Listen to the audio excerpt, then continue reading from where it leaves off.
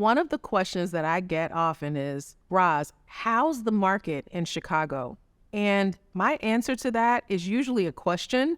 What aspect of the market is most important to you right now? It goes back to the complexity in our market. And I can't tell somebody, yeah, we're in a seller's market or we're in a buyer's market or it's awful or it's great with any credibility without knowing a bit more about what their objectives are. It's important to dive in a bit in terms of what's most relevant to you, what slice of the market you need to be most aware of when you're making a decision, whether it's buying or selling. One thing to think about is that there are so many submarkets in Chicago. And what do I mean by that? I mean that the downtown market functions differently and is in a different state than the market on the far south side and the market on the far north side. And by far, I just mean outside of downtown. Right now, as I'm recording this, the market downtown for one bedrooms is very much in a seller's market. Sales are very strong as people are continuing to want a piece of downtown. Very different from that is the 3-bedroom market right now. The 3-bedroom market is very much in a buyer's market. Sales are slower. There are fewer buyers for the available condos. It's not in critical condition, but we have right now almost 7 months of inventory of 3 bedrooms on the market.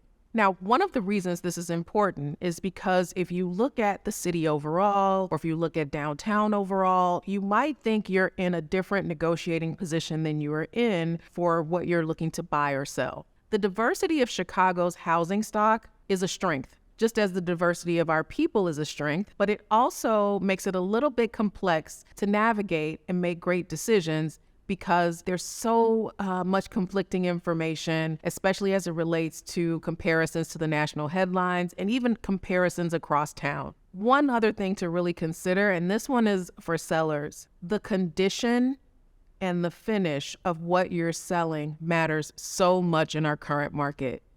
As things have become more difficult to do and source, whether it's new appliances that take 6 to 8 months to become available, or it's the expense of renovation expenses, buyers are more hesitant to move forward on something that will require those things of them. But here's the trick. You can absolutely buck a slower market trend by improving and making the right improvements in your place before you sell.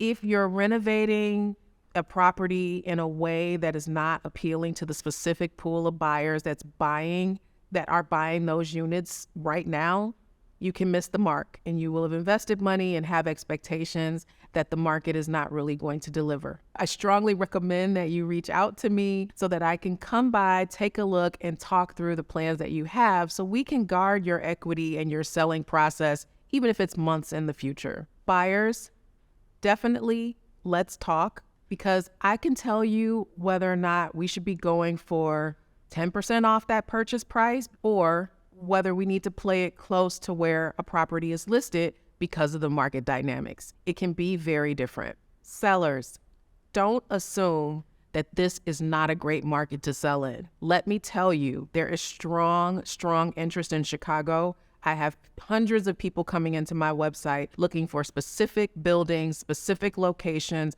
specific housing types every day. People want to live here, and it's just our job, it's my job, to help you navigate your decision in the current market.